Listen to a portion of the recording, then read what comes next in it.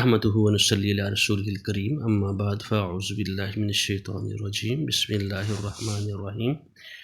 جس طرح کہ ہمارا یہ قرآنی دعائیں اور مشروع دعاؤں کا یہ سلسلہ جاری ہے، تو ان کی یہ پہلی کڑی ہے۔ ساتھ ساتھ ہم ان کی فضیلت قرآن کے لحاظ سے، یعنی قرآن میں جو بات آتی ہے اللہ رب العزت ہمیں کیا کہتے ہیں وہ ہم جاننے کی کوشش کرتے ہیں۔ تو ابھی ہم یہ سورۃ الفاتحہ پوری مکمل طور پہ میں اس کو ایک دفعہ پڑھ بھی دیتا ہوں، لیکن جس بندے نے کسی آدمی کو ہدایت کی طلب ہو تو اس کو پڑھے۔ جس آدمی کو پریشانی ہو تو اس کو پڑھے۔ اس کو بار بار پڑھنے سے اللہ تعالیٰ آدمی کو ہدایت بھی دیتا ہے، اور سچے دل کے ساتھ، سچی لگن کے ساتھ، خالص اللہ کی رضا کی خاطر اور اللہ سے خالص اللہ تعالیٰ سے دعا کریں گے نا، تو اللہ تعالیٰ ہمیں ہدایت بھی دیں گے اور اس کے ترجمے کو سمجھنے کی کوشش بھی کریں گے۔ باقی کئی مقامات پر اس کی بڑی تفصیل سے بات ہو چکی ہے۔ تو جب بھی کوئی کام شروع کر رہا ہو تو پہلے تعوذ پڑھنا چاہیے، پھر بسم اللہ الرحمن الرحیم پڑھنا چاہیے۔ تو یہ سورۃ الفاتحہ کو ہم پڑھتے ہوئے ہیں اور اس کو سننے کی بھی کوشش کریں گے۔ واضح بھی آدمی کو کوشش کرنی چاہیے کہ وہ اس کو واضح اور اچھے الفاظ کے ساتھ اور صحیح الفاظ کے ساتھ پڑھے۔ بسم اللہ الرحمن الرحیم، الحمد للہ رب العالمین، الرحمن الرحیم، مالک یوم الدین، ایاک نعبد و ایاک نستعین، اہدنا الصراط المستقیم، صراط الذین انعمت علیہم غیر المغضوب علیہم ولا الضالین۔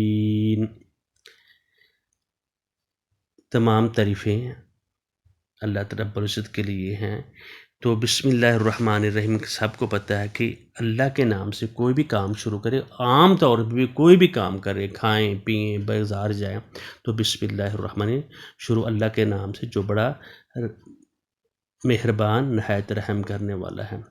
الحمدللہ رب العالمین، حمد ہے تو صرف اللہ کے لیے ہے، اور اس کی تعریف کیا ہے؟ وہ پالنے والا ہے تمام جہانوں کا، خالی اس جہان کا نہیں، جتنے بھی زمین اور آسمان اور اس کے بیچ میں اور زمین کے اندر جتنے بھی مخلوقات ہیں، جو چیزیں ہیں، سورج چاند اور ہر چیز کا وہ پالنے والا ہے۔ حمد اس کی ہے، پھر حمد اس اللہ تعالیٰ کی ہے، تعریف اس اللہ تعالیٰ کی ہے، شکر اس اللہ تعالیٰ کا۔ الحمد کا مطلب شکر اور تعریف۔ تو اللہ تعالیٰ بھی کہتے ہیں جو بندہ شکر نہیں ادا کرتا اس کا کیا ہے؟ تو اللہ تعالیٰ شکر کس کا کرنا چاہیے؟ جو رب العالمین ہے۔ پھر اسی کس کا شکر کرنا چاہیے؟ جو رحمان اور رحیم ہے، الرحمن الرحیم، وہ دنیا میں بھی رحم کرتا ہے، آخرت میں بھی کرتا ہے، ہماری غلطیوں کو بھی معاف کرتا ہے۔ مالک یوم الدین، وہ مالک ہے بدلے کے دن کا۔ قوت کس کی ہے؟ الحمد، ہم شکر کرتے ہیں اور تعریف کرتے ہیں، اور تعریف کرتے ہیں کس کی؟ جو قوت والا ہے، یوم الدین حساب والے دن کا، قیامت والے دن کا جو مالک ہے۔ ایاک نعبد، ہر ایک کی نفی کر کے ہم اسی کی عبادت کرتے ہیں اور اسی سے ہی مدد مانگتے ہیں۔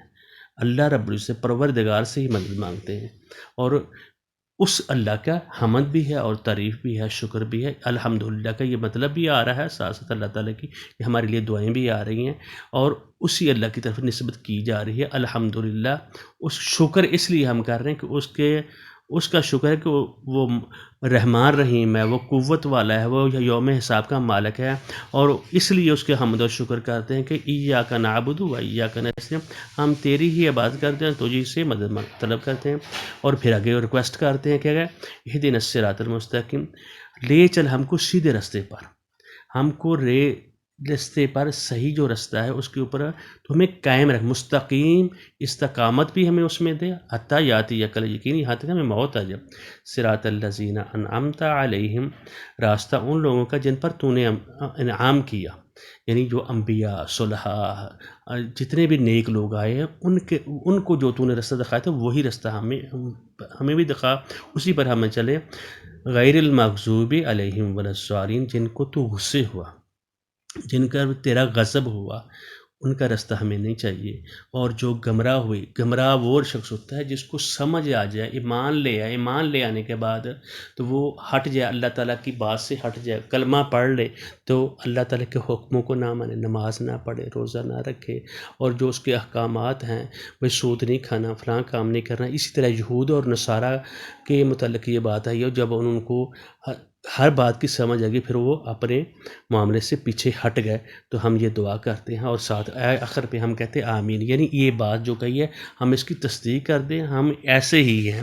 تو اللہ تعالیٰ سے دعا کرنی چاہیے، اللہ تعالیٰ ہمیں سیدھے راستے کی توفیق دے۔ اور جب بھی آپ نے ہدایت کی ہر وقت ہو تو یہ اس صورت کی تلاوت کرتے رہیں، اور مشکل وقت پہ بھی اس کی تلاوت کریں، تو اللہ تعالیٰ پریشانیوں سے بھی نجات دیتا ہے اور اس میں ہدایت کا راستہ بھی کھولتا ہے۔ بارک اللہ لی و لکم و لسائر المسلمین۔ السلام علیکم ورحمۃ اللہ وبرکاتہ۔